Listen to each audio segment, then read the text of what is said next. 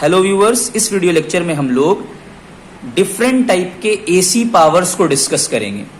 वैसे तो DC circuit में पावर का मतलब V इंटू आई, वोल्टेज और करंट के प्रोडक्ट को हम लोग पावर कह देते हैं। बट एसी सर्किट में पावर तीन टाइप का हो जाता है। एक्टिव पावर क्या होता है, रिएक्टिव पावर क्या होता है, अपरेंट पावर क्या होता है, पावर फैक्टर क्या होता है, पावर ट्रायंगल क्या होता है। बहुत कुछ आज की वीडियो में हम लोग डिस्कस करेंगे। आपको वीडियो इंफॉर्मेटिव लगेगी, वीडियो को एंड तक देखिएगा।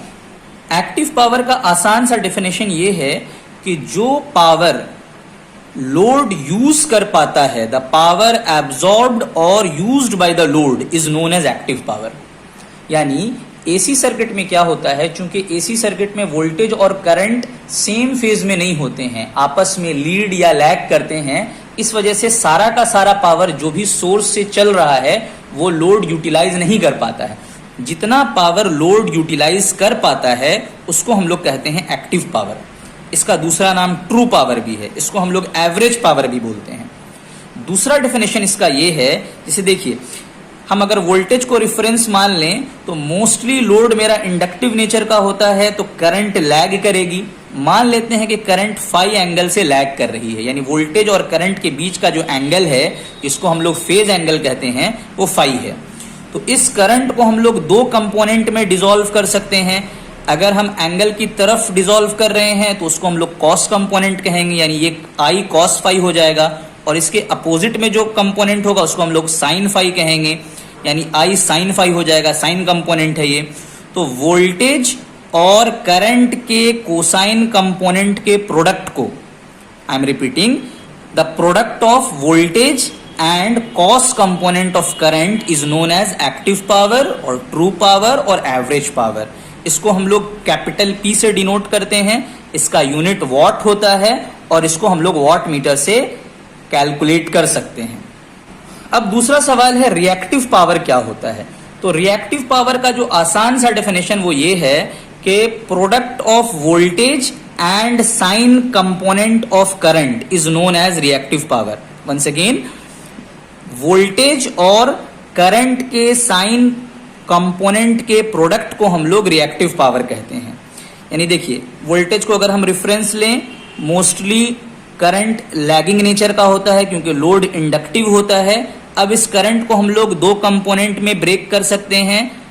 एंगल के साइड में अगर कंपोनेंट बनाएंगे तो ये कॉस कंपोनेंट होगा और उसके अपोजिट में जो कंपोनेंट बनेगा वो साइन कंपोनेंट होगा। तो वोल्टेज और इस आई साइन फाई के प्रोडक्ट को हम लोग क्या कहेंगे, रिएक्टिव पावर कहेंगे। लैंग्वेज वाइज अगर समझाने की कोशिश की जाए तो ये एक ऐसा पावर होता है जो एक्टिव पावर को लोड तक सेंड करने में हेल्प करता है। इसका मतलब ये हुआ कि रिएक्टिव पावर एक्टिव पावर को सोर्स से लोड की तरफ फ्लो करने में हेल्प करता है। यहां पर एक एग्जांपल देना हम चाहेंगे। जैसे हम लोग जब क्लास में पढ़ाते हैं आप लोगों को तो बहुत कुछ बात बोलते हैं। तो हम टीचर हो गए सोर्स और स्टूडेंट हो गए लोड। तो टीचर तो बहुत कुछ पढ़ा रहा है, कभी मोटिवेट भी कर रहा है, कभी डांट भी रहा है, कभी समझा भी रहा है, कभी जो है कोई एग्जाम्पल भी दे रहा है।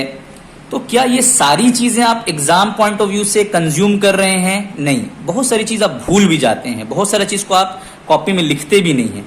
लेकिन वो एग्जाम्पल, वो मोटिवेशन भी जरूरी होता है ताकि वो कॉन्सेप्ट आपके दिमाग में ठीक से फिट हो जाए।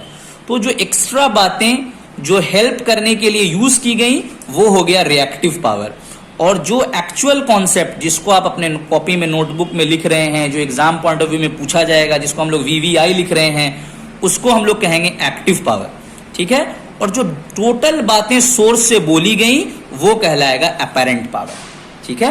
यानी टोटल बात वो हो गया अपरेंट, जो बहुत ज्यादा इंपॉर्टेंट है, कॉपी में लिखा जा रहा है, वो हो गया एक्टिव, और जो एग्जाम्पल्स वगैरह है वो हो गया रिएक्टिव। एसी सर्किट में होता क्या है कि सोर्स के पास बहुत सारा कैपेसिटी है, सोर्स बहुत कुछ सेंड करता है, लेकिन लोड जो है पूरा कंज्यूम नहीं कर पाता है।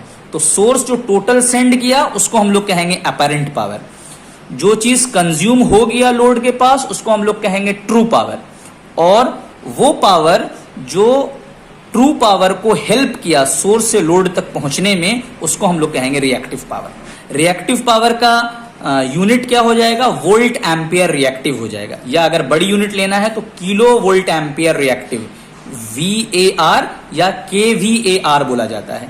ठीक है, ये पावर जो है सर्किट में सिर्फ बैक एंड फोर्थ फ्लो करता रहता है, आगे पीछे फ्लो करता रहता है, यूटिलाइज नहीं हो पाता है। रिएक्टिव पावर को वाट मीटर के जरिए से मेजर नहीं किया जा सकता है। अपरेंट पावर मैं बता ही चुका कि वोल्टेज और करंट के प्रोडक्ट को, यानी टोटल वोल्टेज और टोटल करंट के प्रोडक्ट को हम लोग क्या कहेंगे, अपरेंट पावर कहेंगे। इसका यूनिट क्या हो जाएगा, वोल्ट एम्पियर, या अगर बड़ा यूनिट लेंगे तो इसका वैल्यू हो जाएगा kVA, किलो वोल्ट एम्पियर हो जाएगा। ठीक है, the total power sended by the source to the load is known as apparent power. यहां पे हम लोग एक वेक्टर डायग्राम बनाए हैं। मान लेते हैं हम लोगों ने वोल्टेज को रेफरेंस माना था, P is equal to VI cos phi मेरे रेफरेंस के डायरेक्शन में हो जाएगी, और VI sin फाई ये ऊपर भी हो सकता है नीचे भी हो सकता है, डिपेंड करेगा कि इंडक्टर है या कैपेसिटर है। तो देखिए यहां पर हम लोग बात करेंगे पावर ट्रायंगल की। तो ये एक ऐसा ट्रायंगल होता है जिसकी हर ब्रांच किसी न किसी पावर को इंडिकेट कर रही होती है। जैसे देखिए ये जो हॉरिजेंटल ब्रांच है वो बात कर रही है एक्टिव पावर P की, और ये जो वर्टिकल ब्रांच है ये बात कर रही है रिएक्टिव पावर की, VI sin फाई की, और ये दोनों का जो वेक्टर सम है ये मेरा अपरेंट पावर है। तो यहां से एक रिलेशनशिप भी पता चल रहा है कि मेरा S स्क्वायर जो है वो P square plus Q square के बराबर है। ठीक, अगर हम यहां पर cos का फॉर्मूला लगा दें, चूंकि एंगल फाई है तो cos फाई बराबर क्या होता है, बेस बाय हाइपोटेनस। तो बेस क्या है मेरा P है, और हाइपोटेनस क्या है, S है, यानी cos फाई यानी जो कि पावर फैक्टर है उसका फॉर्मूला हो जाएगा active power bye apparent power. So power factor का दो डेफिनेशन इंपॉर्टेंट है। पावर फैक्टर किसको कहा जाता है, the cosine of phase angle between voltage and current, यानी फाई मेरा क्या था, फेज एंगल था, उसका अगर हम कोसाइन कर देंगे, cos फाई कर देंगे, तो उसको हम लोग पावर फैक्टर कहेंगे। या फिर the ratio of active power to apparent power is known as power factor. Power factor का वैल्यू 0 से 1 के बीच में रहेगा। रिएक्टिव पावर के बारे में आप एक ग्राफ से भी समझ सकते हैं। जैसे देखिए ऊपर वाला जो ग्राफ है वो उसमें वोल्टेज और करंट का ग्राफ है। ठीक है, तो वोल्टेज रिफरेंस हम लोग मान रहे हैं, वो 0 से स्टार्ट हो रहा है, और करंट चूंकि आमतौर पर इंडक्टिव लोड होता है इसलिए करंट लैग कर रही है। ठीक है, तो करंट कुछ एंगल से, मान लेते हैं फाई एंगल से लैग कर रही है। पावर क्या होता है अपने आप में, वोल्टेज और करंट के प्रोडक्ट को ही हम पावर कहते हैं। तो यहां पर देखिए 0 से 1 में क्या हो रहा है कि वोल्टेज तो पॉजिटिव है लेकिन करंट नेगेटिव है, यानी जब ये दोनों क्वांटिटी को हम मल्टीप्लाई करेंगे, क्योंकि पावर का फॉर्मूला ही होता है multiplication of voltage and current, तो पावर नेगेटिव हो जाएगा। फिर यहां से लेके यहां तक में पावर पॉजिटिव रहेगा। फिर वंस अगेन देखिए यहां पे क्या हो गया, करंट पॉजिटिव है लेकिन वोल्टेज नेगेटिव हो गया, तो यहां पे भी पावर नेगेटिव हो गया। इसी तरह से जब जब मेरा वोल्टेज और करंट में से कोई एक क्वांटिटी नेगेटिव होगा तब तब हमको पावर नेगेटिव मिलेगा। जब दोनों पॉजिटिव रहेगा या दोनों नेगेटिव रहेगा तो हमको पावर पॉजिटिव मिलेगा। पावर नेगेटिव और पावर पॉजिटिव का मतलब क्या हुआ, पावर पॉजिटिव का मतलब हुआ कि पावर सोर्स से लोड की तरफ फ्लो कर रहा है, यानी जब पावर सोर्स से लोड की तरफ जाता है तो उसको हम लोग पॉजिटिव पावर कहते हैं, और जब पावर लोड से सोर्स की तरफ जाता है तो उसको हम लोग नेगेटिव पावर कहते हैं। ये लोड से सोर्स तक जाने का जो फिनोमेना है ना, वो सिर्फ इंडक्टर और कैपेसिटर की वजह से होता है। अगर सर्किट प्योरली रेसिस्टिव हो, सिर्फ रेसिस्टर रहे, तो फेज एंगल कुछ होगा ही नहीं। फेज एंगल होगा ही नहीं तो नेगेटिव पावर का कॉन्सेप्ट नहीं आएगा। रेसिस्टिव सर्किट में नेगेटिव पावर का कोई कॉन्सेप्ट नहीं आता है। लेकिन जैसे ही मेरा फेज एंगल बढ़ने लगेगा, है ना, तो नेगेटिव पावर मेरा बढ़ने लगेगा, नेगेटिव पावर बढ़ने लगेगा। फेज एंगल बढ़ते बढ़ते जब 90 डिग्री हो जाएगा तो नेगेटिव पावर और पॉजिटिव पावर दोनों बराबर हो जाएगा। क्या मतलब हुआ कि जब फेज एंगल मेरा 90 डिग्री हो जाएगा तो पावर डिसिपेट, पावर यूटिलाइज बिल्कुल नहीं होगा, पावर लोड तक जाएगा और फिर रिटर्न वापस आ जाएगा। ठीक है ना, तो पावर कंजम्पशन 0 हो जाएगा, पावर डिसिपेशन 0 हो जाएगा, पावर जितना डिलीवर किया जा रहा है उतना ही रिटर्न हो जाएगा। तो ये इस छोटे से ग्राफ से हम लोग थोड़ा सा समझ सकते हैं कि मेरा रिएक्टिव पावर जो है वो सर्किट में सिर्फ बैक एंड फोर्थ आगे पीछे फ्लो होता रहता है। हम उम्मीद करते हैं कि आपको ये वीडियो समझ में आई होगी। Thank you for today.